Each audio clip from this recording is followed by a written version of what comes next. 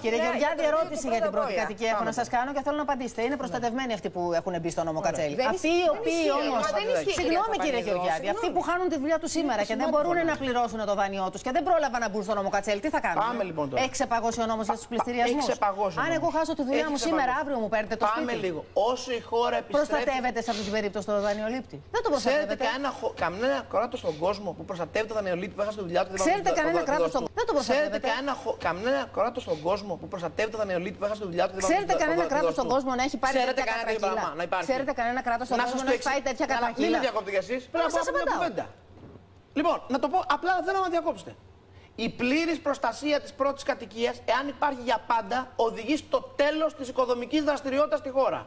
Γιατί ο τρόπος για να γίνεται οικοδομή είναι να μπορεί η τράπεζα να δίνει στεγαστικό δάνειο. Και για να δίνει η τράπεζα στεγαστικό δάνειο πρέπει να μπορεί να υποθηκεύει το ακίνητο. Και θα χάσουμε τα σπίτια μας για να.